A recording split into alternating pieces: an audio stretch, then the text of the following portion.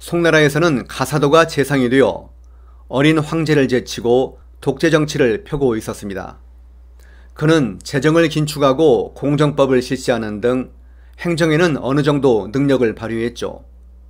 하지만 국난을 극복할 지도자는 아니었습니다. 무엇보다 그는 유력한 장군들을 정치적 경쟁자로만 보고 권한을 빼앗는 데 골몰했습니다. 가사도는 다음 전쟁의 양상도 과거와 똑같을 거라고 생각했습니다. 몽골 지도자들은 달랐습니다. 그들은 송나라 침략 실패의 원인을 분석하고 이를 극복할 방법을 찾으려 했죠. 송나라는 요금과 오랫동안 싸워오면서 주요 방어선인 회소와 양재강을 따라 성들을 지었습니다. 각 성의 방어력은 막강했지만 군대의 기동력이 사라지는 치명적인 약점이 있었죠. 이를 보완하기 위한 10만 명의 황제 친위군도 세월이 흐르며 각 성에 흡수되어 버렸습니다. 이런 상태에서 만약 방어선의 한쪽이 돌파당하면 후방은 거의 무방비 상태가 될 위험이 컸습니다. 몽골은 전략을 대대적으로 수정했습니다. 먼저 병력을 한 곳으로만 집중해 공격하고 전선 가까이 병참기지를 두어 전쟁이 길어지는 데 대비하며 수군을 육성해 강을 장악한다는 내용이었죠. 쿠빌라이 칸이 어디를 공격할지 묻자 참모들은 이구동성으로 양양을 지목했습니다. 양양은 무창 서북쪽의 도시로 양쯔강 지류인 한수를 끼고 있었습니다. 1차 몽골 침략 때 한 번 점령당했다 맹공 장군이 수복한 성이기도 하죠. 1268년 몽골의 7만 대군이 양양으로 진격해 성을 포위했습니다. 양양성에서는 여문한 장군이 정예병사 2만 명과 수만 백성들을 독려하며 방어에 나섰습니다.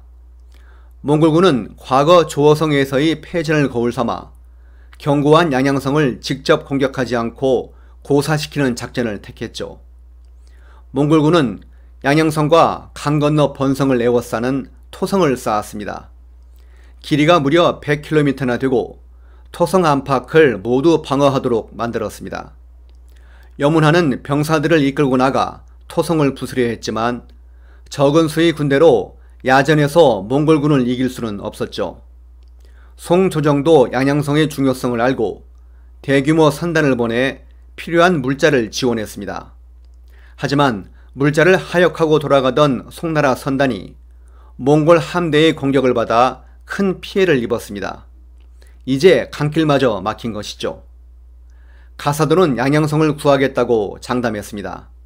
그리고 포위 1년 반 만에 10만 명의 구원군을 편성해 보냈습니다. 몽골군도 역시 10만 명으로 증원해 기다리고 있었습니다. 양양에서 약 20km 떨어진 농문산 부근에서 대전투가 벌어졌습니다. 송나라 병사들도 싸우겠다는 의지는 강했습니다. 하지만 상대가 가장 잘하는 방식으로 맞붙어서는 이길 수가 없었죠. 송나라군은 참패에 물러났습니다. 이제 양양성에 구원병이 올 가능성은 사라졌습니다. 그래도 백성들은 여문안을 중심으로 똘똘 뭉쳐 버텼습니다. 계속 버티면 언젠가는 몽골군이 물러가리라는 희망을 버리지 않았죠. 그런데 양군의 대치 상황을 바꿀 새로운 무기가 등장했습니다. 몽골군은 중동 기술자들을 데려와 투석기를 만들었습니다. 무게추를 이용하는 이 기계는 사람 힘으로 발사하는 중국식 투석기보다 훨씬 사정거리가 길었죠. 강 건너 번성이 먼저 공격을 받았습니다. 보름간의 사격으로 성벽이 무너지면서 마침내 번성이 함락됐습니다. 양양성 방어의 큰 축이 무너진 것입니다. 몽골군이 양양성 쪽으로 투석기를 옮기자 여문안은 투석기를 모방해 만들어 대응사격했습니다.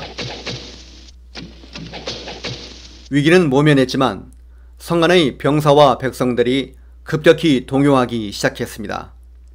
식량마저 떨어지고 상황은 점점 더 절망적이 되어갔습니다. 여문안은 매일 황제가 있는 남쪽 하늘을 바라보며 눈물을 흘렸습니다. 쿠빌라이는 여문안에게 사신을 보내 투항을 종용했습니다.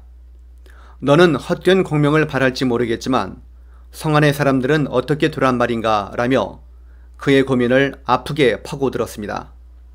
송나라군 장수들마저 할 만큼 했다며 항복을 주장했죠. 여문하는 백성들의 안전을 조건으로 성문을 열지 않을 수 없었습니다. 이로써 5년 반의 양양선 정투가 끝났습니다. 양양 방어선이 무너지면서 수도 이만으로 가는 길이 활짝 열렸습니다. 이제 송의 운명은 바람 앞에 등불과 같았습니다.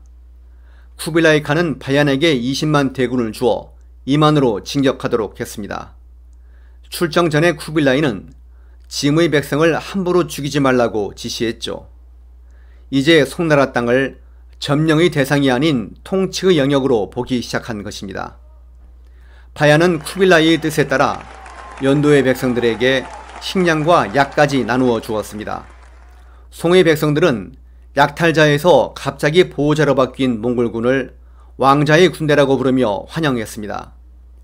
가사도는 송에 남아있던 사실상 모든 병력인 13만 명을 긁어모아 양쯔강 하래의 무호로 출진했습니다. 가사도는 어떻게든 몽골군을 저지할 방도를 찾는 대신 몽골의 신하가 되고 세패를 바치겠다며 휴전을 애걸했습니다. 바얀은 단칼에 거절했죠. 몽골군이 송나라군을 양쪽에서 공격하자 그 거대한 군대가 일거에 흩어져 버렸습니다. 몽골군이 천천히 이동해 이만에 접근하자 모든 것을 포기한 송의 태후가 황제를 데리고 나와 항복했습니다. 쿠빌라이는 바얀에게 전력을 보내 목에 밧줄을 걸고 양을 끄는 고대 중국의 치욕적인 항복의식을 면제해 주라고 지시했습니다.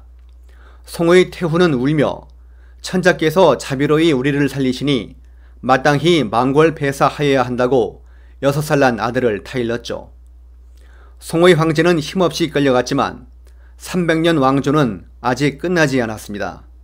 문천상, 장세걸, 육수부 등이 이만을 탈출해 새 황제를 옹립하고 저항을 이어갔습니다. 하지만 저항 의지만 가지고는 세계 최강인 몽골군을 이길 수 없었죠. 문청상이 이끄는 저항군은 계속 패배해 남쪽으로 밀려났습니다. 이들은 오늘날의 홍콩 부근 애산섬에 최후 거점을 세웠습니다. 사막에서 온 적을 바다에서는 이길 수 있으리라 기대했지만 몽골군은 항복한 송나라 수군을 동원했습니다. 몽골군은 육지에서의 식수 공급을 막고 때를 기다리다 공격해 왔습니다.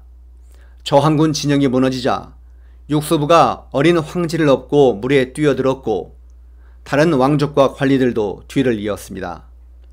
송나라의 역사는 그렇게 마감되었습니다.